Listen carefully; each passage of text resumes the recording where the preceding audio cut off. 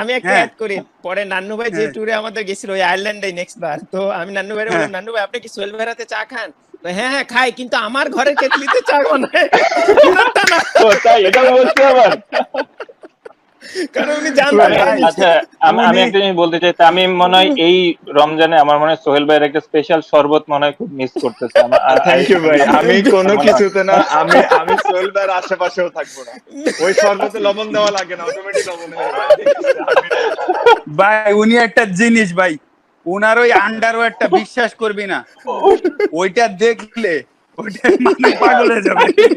এবং আল্লাহ জানে ওইটার ভিতর কি আছে, লাস্ট 3-4 বছর ধরে সে ওইটা আছেই, গোলাপি কালারের ওটা তার সাথে আছে। আচ্ছা, আমি আমি আমি একটা কথা বলি, এই আল্লাহ। আন্ডারওয়্যার নিয়ে বারে বারে উফ, বারে বারে কথা হচ্ছে, তাহলে আপনারা হয়তোবা বুঝতে পারছেন না। আমি স্টোরিটা বলি তাহলে বুঝবেন। তা আমরা নর্মালি, আমি মাস্টারি ভাই, রিয়াদ ভাই, মুশফিকও আসে মাঝে মাঝে, আরো তাসকিনরা থাকে।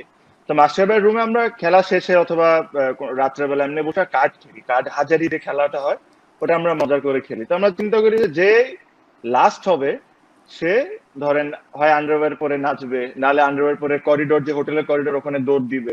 তো মোটামুটি ধরেন রিয়াদ ভাই, মাশরাফি ভাই, আমি সবই করছি। তো আমাদের টার্গেটই একটা থাকে যে সোল ভাইরে করাইতে হবে, আর নাচাইতে হবে না হয়তো। তো এই কারণেই আন্ডারওয়্যারের আলোচনাটা বেশি হচ্ছে।